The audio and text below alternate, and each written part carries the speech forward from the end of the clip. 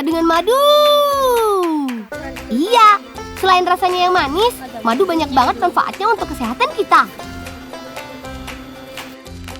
Tapi Bolangers tahu nggak, mengambil madu itu ternyata perjuangannya berat banget kok. Apalagi sarang madu biasanya ada di tempat-tempat yang sulit. Nah, berikut ini beberapa cara mengambil madu yang bisa Bolangers ketahui. Madu di tebing terjal. Bolangers, di Kabupaten Sika, Nusa Tenggara Timur, petani madu dari suku Tanah Ai biasa memotong madu dari tebing yang disebut Porowane. Selain di pohon, koloni lebah akan membuat sarang di tempat yang dekat dengan sumber makanannya dan pada posisi yang benar-benar aman.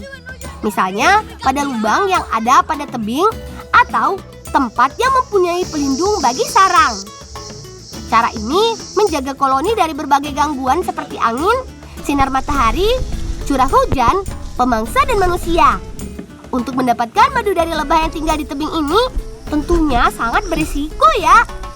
Apalagi jenis lebah yang tinggal di sini, Apis dorsata, dikenal berukuran besar dan memiliki sengat yang sangat berbahaya. Tentunya hanya petani lebah yang sudah terbiasa yang bisa mengambilnya. Nah, keselamatan tetap yang utama ya, Bolangers. Sebelum mengambil madu dari lebah tebing, terlebih dahulu petani madu menyiapkan tali pengamannya. Panjang tali simpulan ini bisa 50 meter lebih. Setelah mendekati dengan posisi sarang lebah, siapkan asap untuk mengalihkan perhatian lebah. Asap tebal akan mengalihkan perhatian lebah sehingga mereka pergi dari sarangnya. Dan itulah saat yang tepat untuk memotong sebagian sarang berisi madunya. Semua proses ini harus dilakukan dengan sangat cepat ya. Jangan sampai lebah kembali ke sarangnya dan malah menyerang petani madu. Nah, sekarang Bolangers tahu kan? Ternyata nggak mudah mengambil madu tebing ya. Makanya harga madu tebing relatif lebih mahal karena sebanding dengan kesulitan dan perjuangan mendapatkannya ya.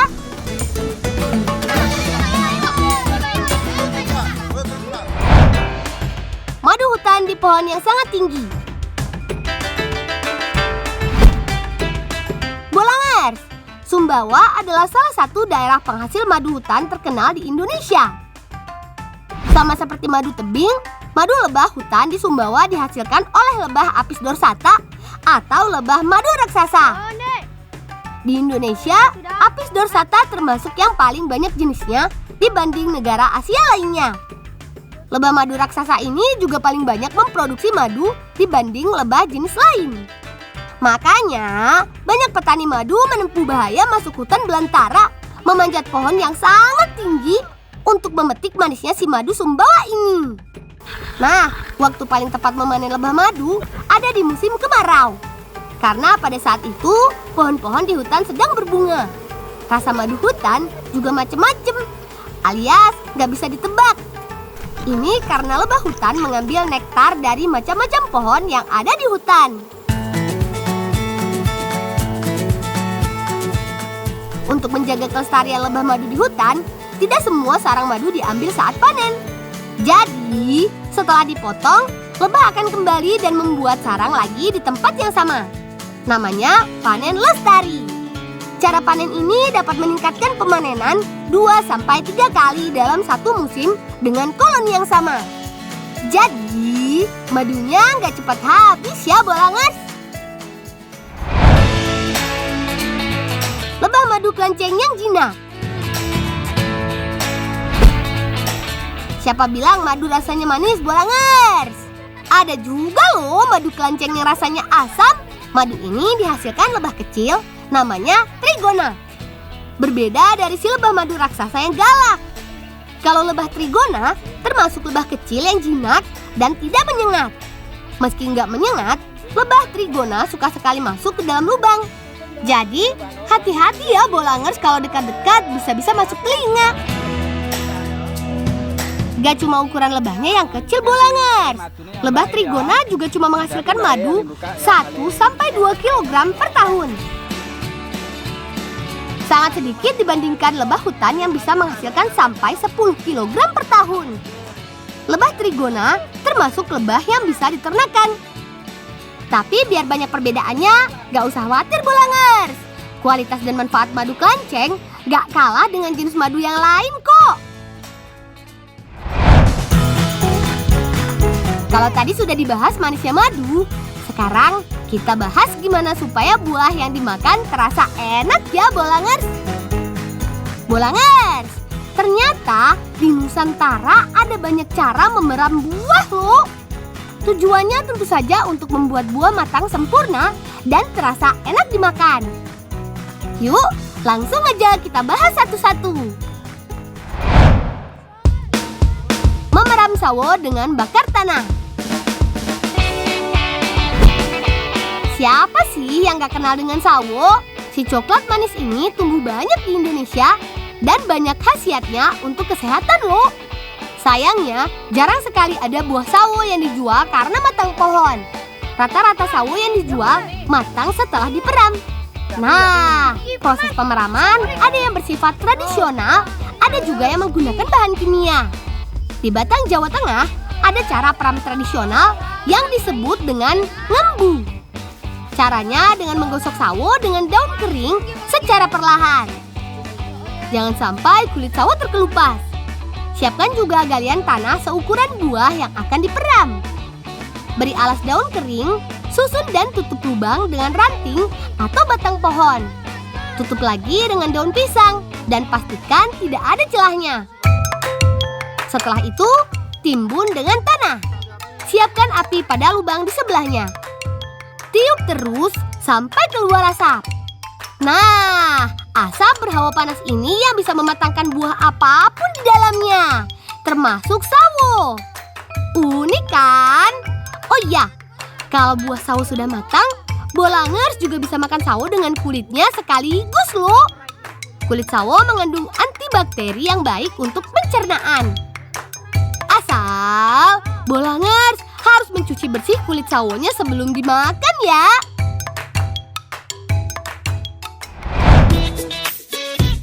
Kesemek si buah geni. Bolangers, tahu nggak kenapa kesemek sering dijuluki buah geni? Iya betul, itu karena bubuk putih yang memenuhi seluruh permukaan kulit kesemek mirip bedak. Ternyata bedak si kesemek itu adalah bekas air kapur dari hasil peraman kesemek loh. Di Cikajang, Garut, Jawa Barat, ada yang namanya ngabeleng kesemek. Caranya merendam kesemek dalam larutan air kapur minimal selama 2 malam. Proses beleng ini bisa menghilangkan rasa sepat pada kesemek. Rasa sepat ini disebabkan kandungan tanin yang cukup tinggi. Biasanya, kadar tanin akan terus menurun seiring dengan proses pematangan buah. Nah, gimana? Bolangers mau pilih cara peram yang mana?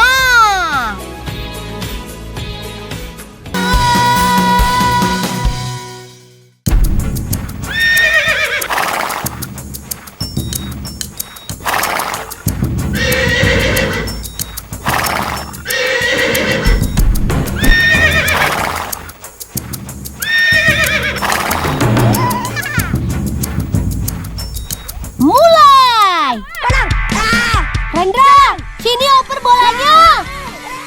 Wah, direbut tim Rehan. Waduh, berbahaya saudara-saudara. Arung. Untung saja bola mengarah ke atas tiang gawang. Teman, ini namanya bola jaranan. Caranya, lempar bola sambil menunggangi jaran atau kuda dari gedebok pisang. Bola yang dipegang setelah 3 langkah harus dilempar. Bisa dioper ke teman atau langsung tembak ke arah gawang. Saat bola di tangan, tim lawan tidak boleh merebut. Bola baru boleh direbut saat bola dilempar atau lepas dari tangan. Sambil kenalan yuk. Namaku Fatir, si bolang Desa Madiredo, Kecamatan Pujon, Kabupaten Malang, Jawa Timur. Di timku ada Nando, Enggar, dan Rendra. Di tim lawan ada Rehan, Uno, Ariel, dan Hanung.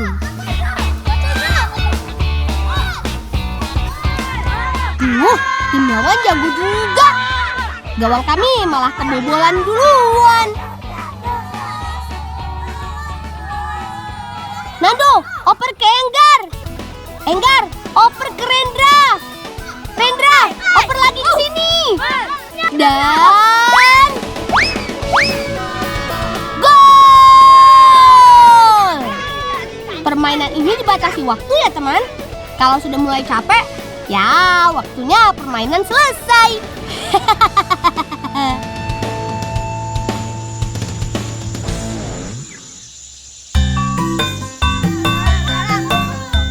Satu, dua, satu, dua, satu, dua, tiga.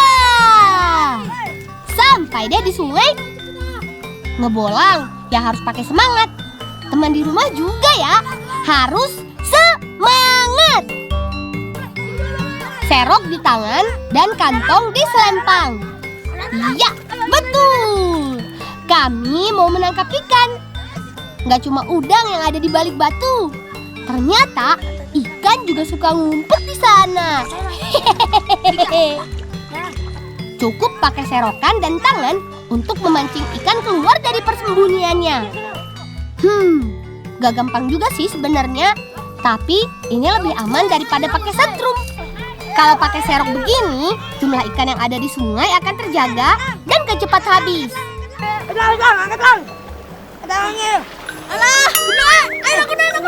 Mungkin di sebelah sana ada. Target kami ikan-ikan kecil sungai, seperti uceng dan ikan cere atau gatul. Iya, betul saja. Di beberapa titik sungai, kami mendapatkan beberapa ikan gatul. Hati-hati. Kami geser lagi ke aliran sungai yang lebih deras. Biasanya lebih banyak ikan di sana.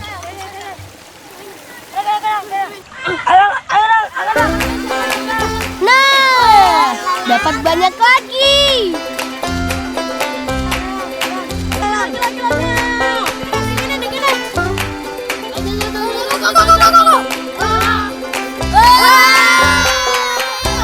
Ada yang besar juga gatulnya.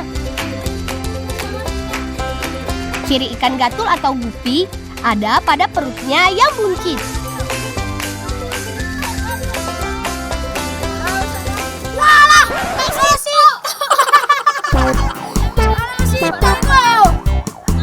pastinya kami akan mengolah ikan ini menjadi sesuatu yang gak biasa teman. Tunggu ya. Ayo sus akal aku.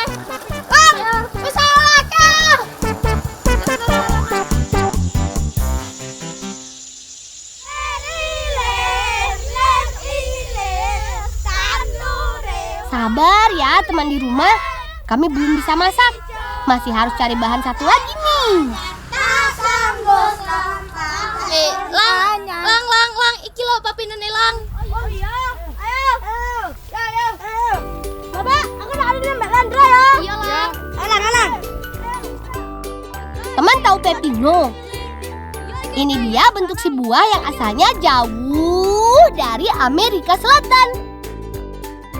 Pepino si buah londo, sebab dibawa orang Belanda di masa penjajahan dulu. Pepino ini masih saudaraan sama terong. Tuh, warnanya juga ada semburat ungunya ya. Pepino cocoknya tumbuh di daerah sejuk atau dataran tinggi. Kandungan gizinya juga banyak, Rek. Ada vitamin C, protein, serat, lemak, dan beta karoten. Itu loh, zat yang baik sekali buat rambut dan mata kita. Pepino ini bisa kok dimakan langsung.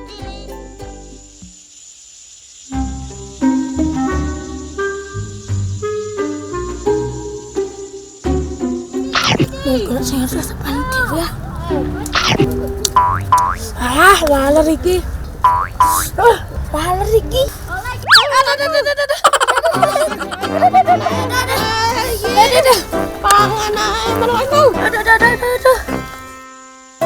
Karena tangkainya keras, petiknya harus pakai alat ya.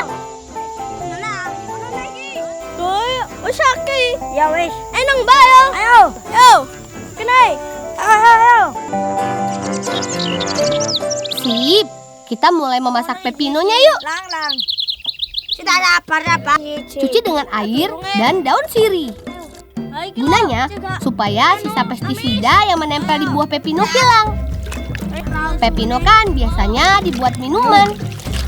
Nah, kali ini kami akan membuat masakan pepes bakar dalam bara. Kok bisa? Bisa dong. Siapa dulu? Bolan. Bahan utamanya ya pepino ini dan ikan gatul. Ikan gatul disiram dengan jeruk lemon untuk menghilangkan bau amisnya.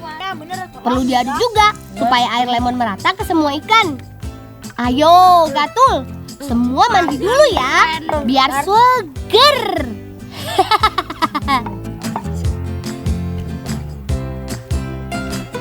Pepino dipotong kecil-kecil supaya pas matangnya saat dimasak nanti.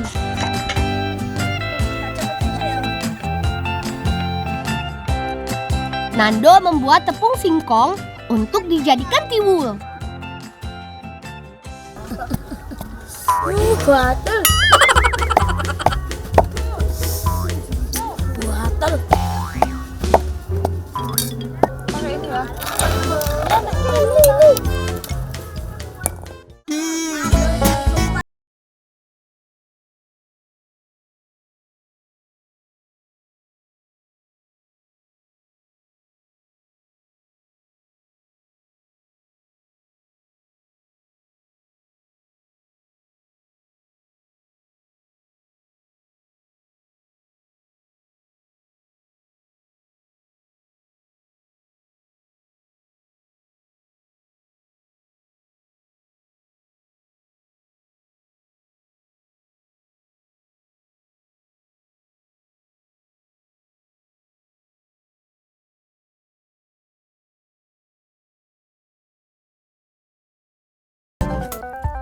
Iku nggar lebono pepinone titik-titik ae tapi.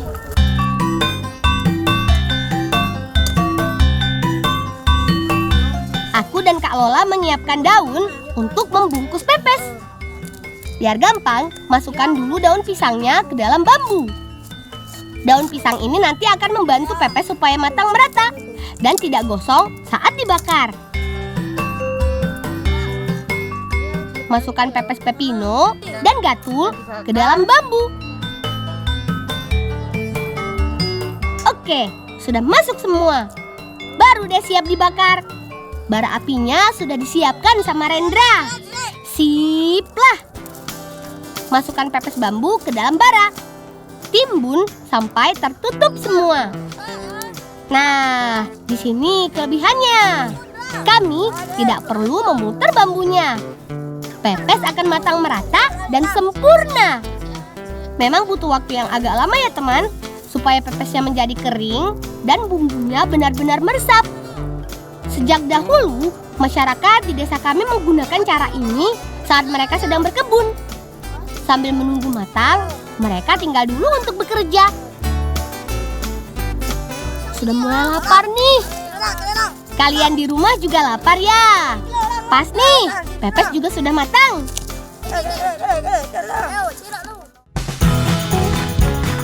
Tuh, bikin ngiler ya teman. Makin nikmat ditemani dengan tiwul. Nah, ya ki iwak ya ambil sekoti boleh. Yuk, mari makan. Bagi kami masyarakat Jawa, tiwul biasa dimakan sebagai pengganti nasi dan sangat cocok untuk dimakan bareng pepes ini, teman.